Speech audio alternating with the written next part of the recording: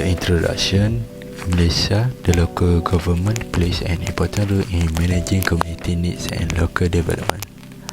The representation system has changed from an elected system to an appointed system.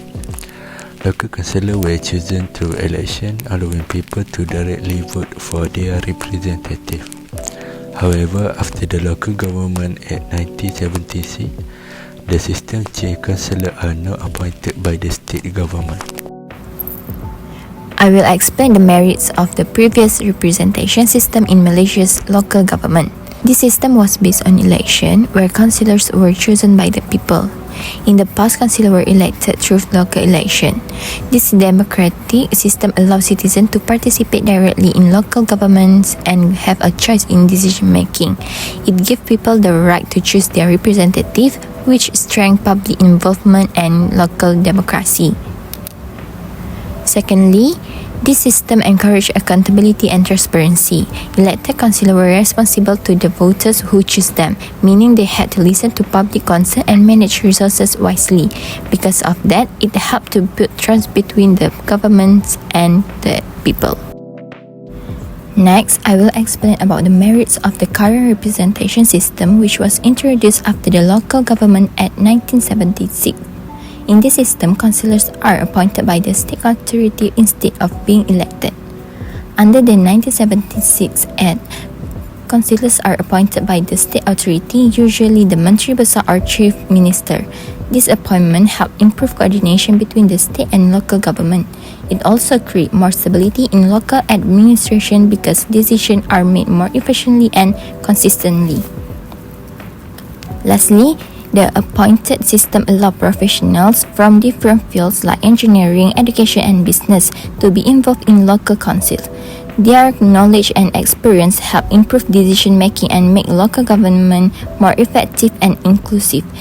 This ensures that various community groups are represented, not just politicians.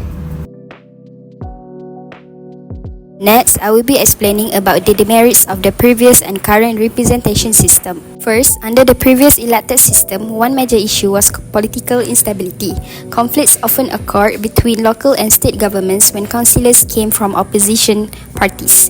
This caused delays and inefficiency in local projects. Another problem was the lack of professionalism. Many councillors were elected for popularity rather than skills, leading to weak decision-making and poor policy implementation. Moving on to the current appointed system. The first drawback is the loss of democracy. Councillors are now appointed, not elected, so citizens have less say and accountability is reduced. The second issue is political patronage. Appointments are often based on loyalty instead of merit, which limits fairness and transparency. In short, the elected system faced political conflict while the appointed system reduced public participation. A balanced model combining both could improve accountability and efficiency in local governance. So next, I will proceed with the areas of improvement to cope with current challenges. The first one is to fix political patronage and cronyism. Political patronage and cronyism occurs when many people are given important positions not because they are qualified, but because they are close to political leaders. It can be solved by institutionalized merit-based appointments in government-linked companies, GLCs. For example, the SYAIDA Institute advocates for reforms in GLCs like Tenaga Nasional and Telekom Malaysia to prioritize professionalism over political loyalty, which includes setting clear qualifications and performance metrics for board members. Next, to strengthen accountability mechanism. Since these appointed individuals are not elected by the people, they do not have to answer directly to the public, which may lead to poor performance or decisions that do not reflect the public interest.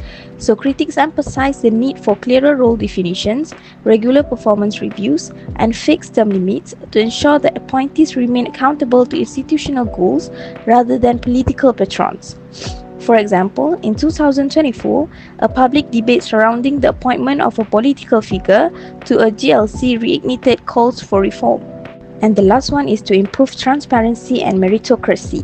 The public does not know how or why certain individuals are chosen for high-level roles, and there is no clear process to ensure the best person gets the job, which makes it seem unfair and biased.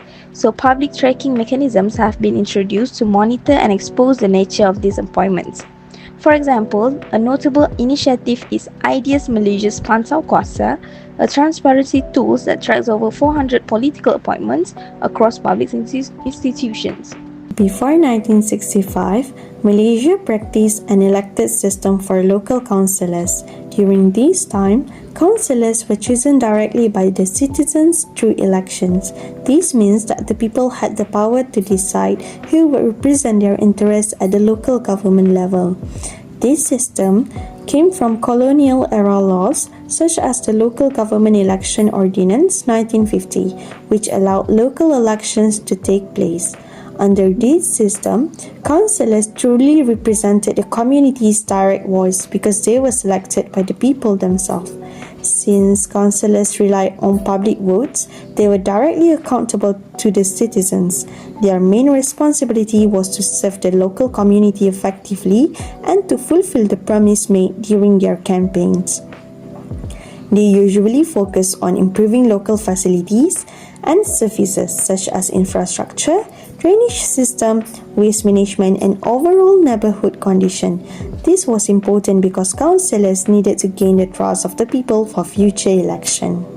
However, from 1965 until today, Malaysia has shifted to an appointed system. In this system, councillors are no longer elected by citizens.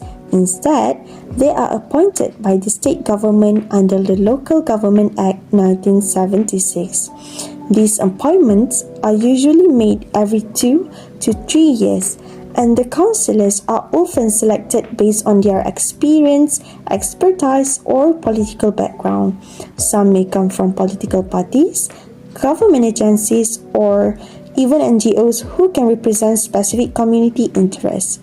Because of this appointment process, councillors are now more accountable to the state government rather than directly to the public.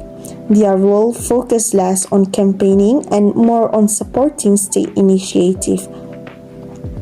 Their main duties include implementing state policy, assisting in development planning, land use management, licensing matters, and enforcement activities within their local area. Essentially, they act as a bridge between the local council and the state government to ensure policies are carried out effectively. This appointed system aims to bring stability and ensure that local councils work in line with the state government's objective, but at the same time, it reduced the level of direct community participation compared to the old system. In conclusion, both the previous and current representation system have their own strengths and weaknesses. The elected system allows greater public participation and accountability but lack professionalism and stability.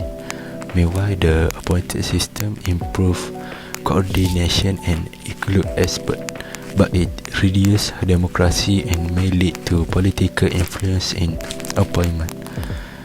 And also to improve the current system, Malaysia should focus on increasing transparency, ensuring merit-based selection, and strengthening accountability.